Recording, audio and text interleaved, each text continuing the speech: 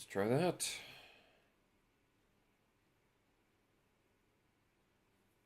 All right. And up we go. Awesome.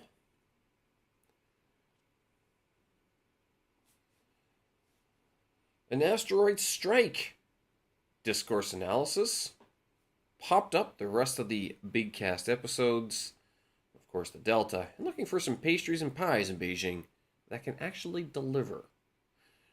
Tuesday, September 27th, 2022. I'm Steven Sersky. This here is my daily audio yik yak, published Monday to Friday, every roughly around 9 p.m. or so, Beijing time. Although I would like to record it earlier about the goings-on of what I do here in Beijing, China. I'm in the ESL industry, and you can find this podcast in all the good places now. Apple Podcasts, Google, Spotify, everything. And of course, if you want the show notes or any more information on how to get in touch with me, you can head over to my website, stevensersky.com.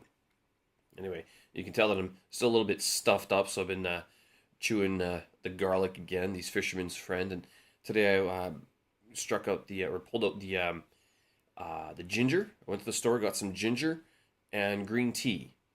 I don't drink green tea very often, but I finally made a couple pots of this, and together with ginger. So I put the ginger in first. I cut it up in really nice and small.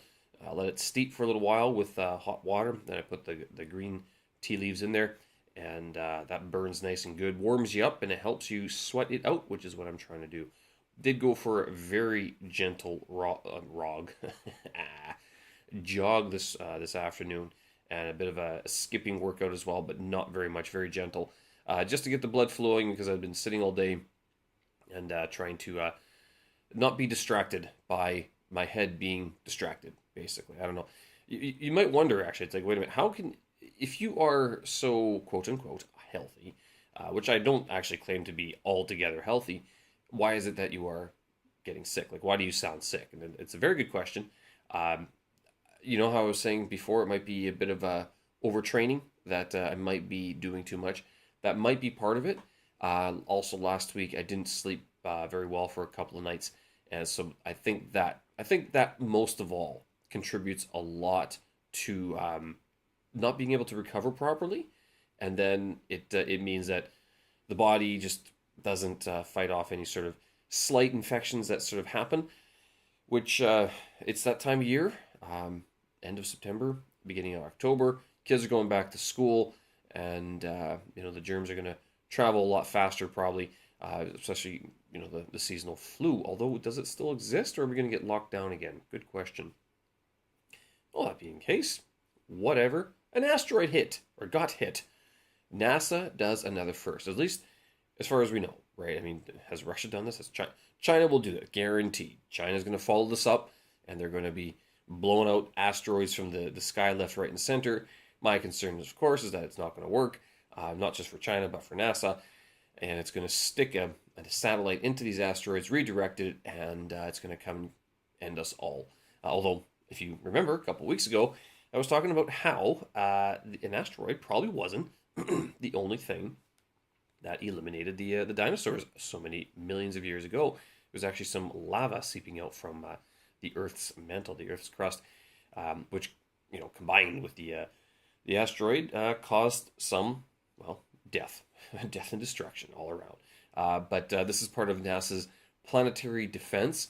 So thank you to the U.S. American taxpayer for fronting the bill of this defense system, this planetary defense. Oh, how great.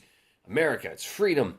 But damn that U.S. dollar, and damn Trump, and damn that's all going to shit, but they can still destroy an asteroid, which is kind of cool. Not going to lie. I mean, I'm surprised. I haven't seen any footage of the actual impact from a distance. Only the camera that stops transmission once it hits the asteroid.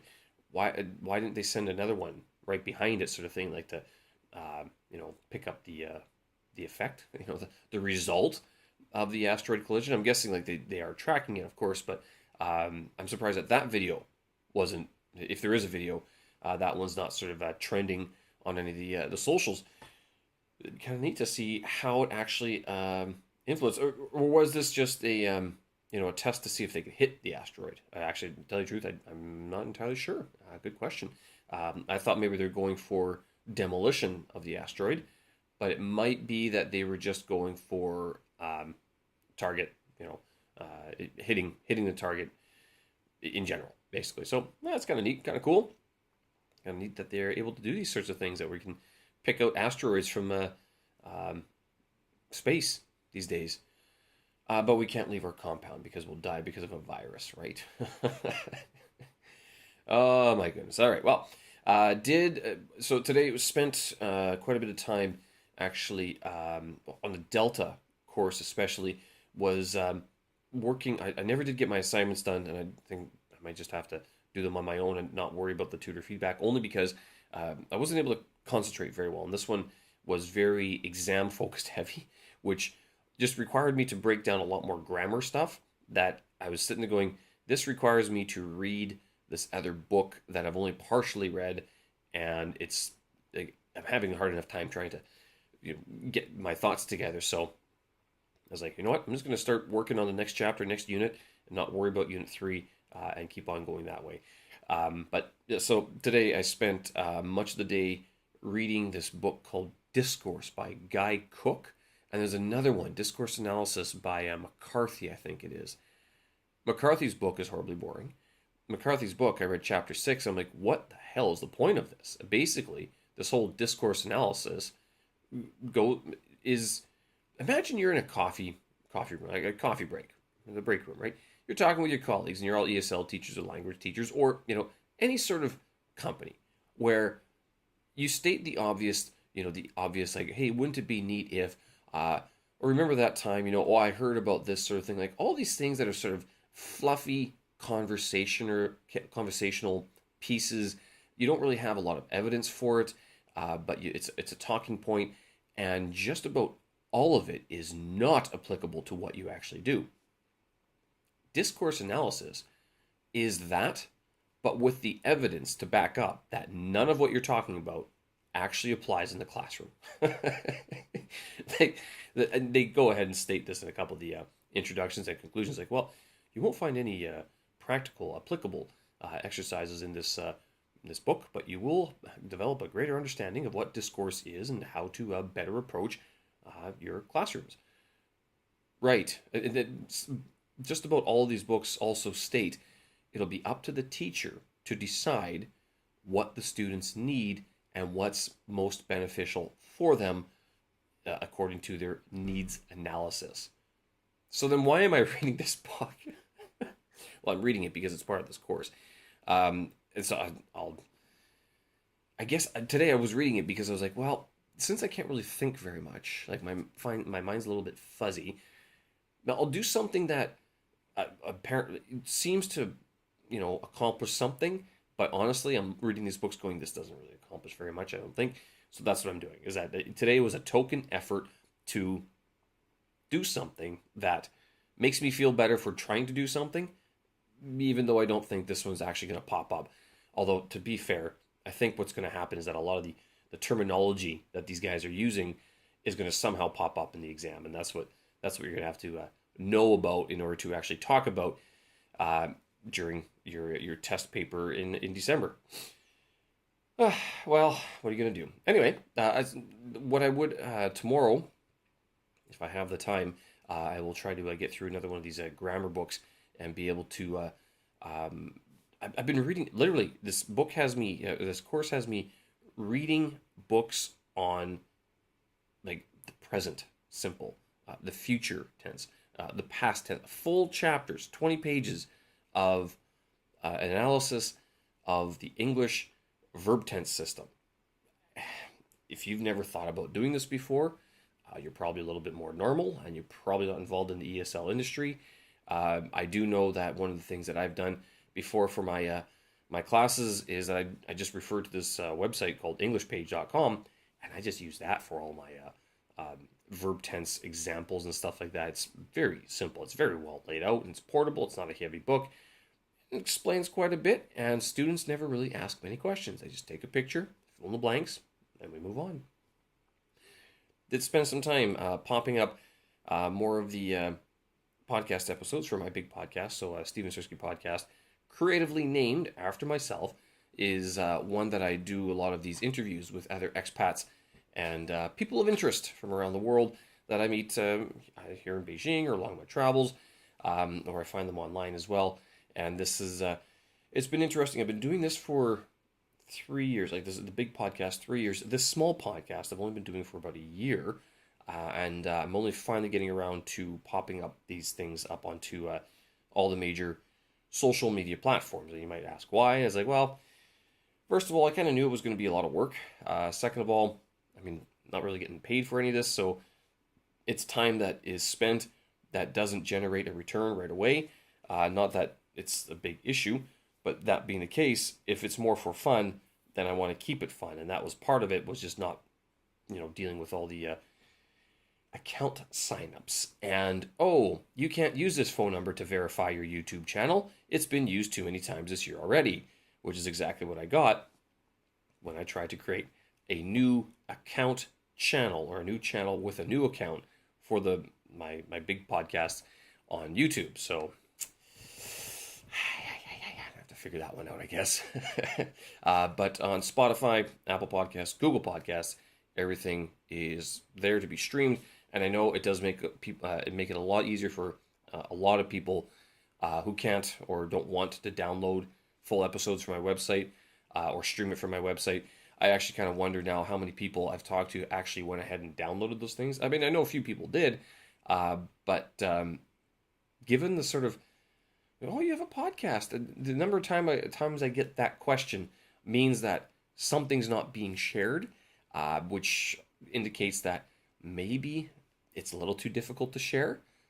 And if you want people to listen to it, maybe you got to make it a little bit more accessible. So that's what I've been doing in the last couple of days, is finally getting it all sort of up and ready. So yeah, that's what I've been doing. I was actually, the one thing for this YouTube sign up, I was actually thinking about using these burner phone websites. Have you ever tried these things before? It was these. I don't know why I've never thought about this before, of Googling how to use a temporary phone number. I always thought that you had to get like a Skype phone number.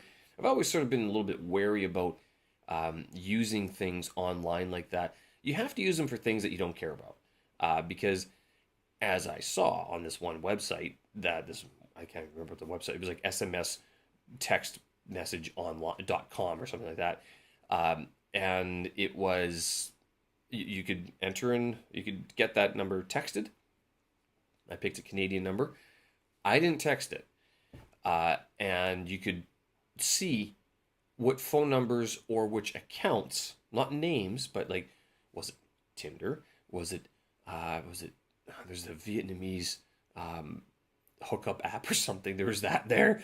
There was a lot of Facebook signups and stuff like that. So those sorts of things, like those different account signups that you do that require that one-time SMS verification, that I guess, for some circumstances would be great. But I'm sitting there going, I don't really want YouTube sign up, especially if it's my name getting published there. That's sort of what I was kind of worried about. But these things do exist, where you can use burner phone websites that you can get an SMS sent to for temporary use. You don't have to have all these phone numbers or anything. You don't have to install any phone number, any software. But yeah, given the fact that it does sort of it sends the message of your passcode for Tinder is 611123456 or something like that. And you're going, I really don't want that published. It gave a number. I'm not sure what number that was, whether it was someone else. So it had a phone number. It looked like a phone number. And then it had this message that says, your Tinder passcode is this. And then it gave a time for it, I guess, as well. And I'm going, yeah, I don't need that to happen with my account. So I'll have to find another phone number to use, whether it happens shortly or not. Good question. I was trying to export some of these old, because I want to put the MP3 files up on YouTube. This is the whole point of creating this channel. And right now with the new channel, I'm restricted to less than 15 minutes clips. So less than 15-minute clips on this new channel that I created with a new account. Basically meaning I can actually pop up some of the show clips and stuff like that, which would be fine. But I was hoping to get the MP3 files, like an MP3 video, published onto YouTube as well, because I know some people like to just have those things on the background. It's YouTube is a listening platform as well, and I mean I've used it as well, so thought I'd make it a little bit easier, but I'm gonna have to figure out another way to get it done. So all that.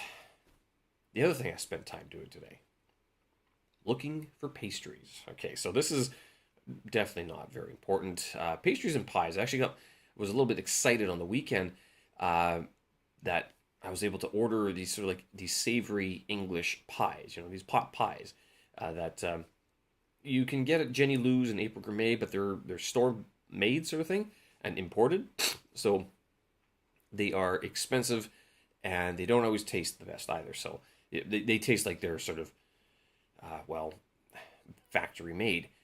I was hoping that I could find someone who would make these fresh here in Beijing or in China.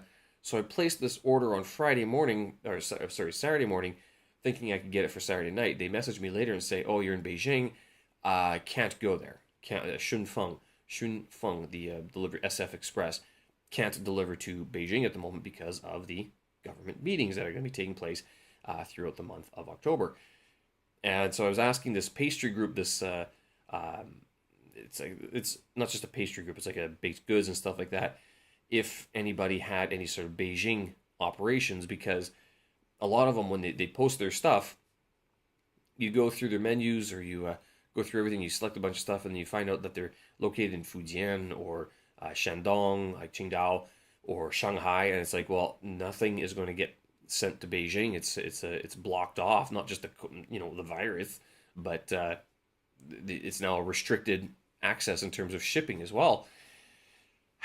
So I did ask the admin if there was sort of a list that she had. And she was very good. She was able to provide a substantial list of people who are based in Beijing, and some of them, I'm not going to lie, looking at some of the pies and pastries that are available, again, some of the, especially like the muffins or the cookies, I'm like, those look as if they're from a box. It looks like you are adding ingredients, like I do, to boxed or packaged pre-made batter, pre-made mix, and this is not a genuine sort of, you made this all on your own. So I'm looking at going, you know what? So you kind of have to, I guess, sorry for all my snorting here, but you kind of have to filter. You have to check which ones, see which ones have sort of the best looking photos, not just the best looking photos, but the photos that look more authentic in terms of their food, and not just how pretty they look, right? Did find a few places. I was actually looking for baklava, because there's Athena's here in Beijing that sells baklava, but it's like, we're talking, it's 50 kwai or something. It's $10 Canadian for a slice the size of your palm, sort of thing. You're going, maybe I should learn how to make this on my own. I'm sure it's possible, but it's, again, one of these things where you have to find the time, you have to get the ingredients, and you have to know what to do in order to make it. And if I could pay someone to do this for me, that'd be great. But it's kind of like even making like lemon pie. I was thinking about making lemon pie, because it's one of these things where you haven't had it for a while, kind of going, well, could I do this on my own, sort of thing. One of the things that's held me back is the pie crust. They don't sell pie crust. I haven't seen pie crusts at April Gourmet since like March or April of 2020, when I bought all of them that were there. And I remember another guy, this other chef guy I know, he's like, get them all. I'll pay you whatever. Just get everything, and I'll take them from you. So because there was pre-baked Betty Crocker pie crusts. But you can make pie crust as well. Like, now, a lot of people talk about graham crackers. Well, you can't get graham crackers in China. You can't. They're ubiquitous in Canada and in the United States, probably even in Britain. But here in China, good luck finding graham crackers. So what else could you use? Well, you could use granola or oatmeal. So you can do it, but you have to think of it. You have to think of it, and you have to do it, and you have to make sure that you do it in such a way that it doesn't suck too bad, right? I mean, if the pie crust doesn't work, then you've got like pie soup rather than actual pie. The hope was to find someone who could do this, someone who's sort of set up already and has the know-how, has the abilities. But if push comes to shove, I guess I'm going to have to find out how to make pies on my own. What else can I do, right? Okay, folks, I'm going to leave it there. Oh, by the way, yeah, most places are shut down from sending stuff to Beijing. So if you are looking for pies and savory, pot pies and stuff like that, let me know. I'll send you the lady's contact, and then you can have a look through what's on offer there. All right, folks. Thanks for listening. I appreciate it. Sorry for all the sniffling today. I want to get the episode done and put up anyway. So hopefully tomorrow it clears up a little bit. But how I feel right now, probably not going to happen. So please grin and bear it. Show notes, tracks, and vids up on my website, stevensersky.com. And of course, you can check out my big podcast, the Steven Sersky Podcast, now on Apple, on Amazon, Spotify, Google, everywhere. All right, thanks for listening again. We will talk.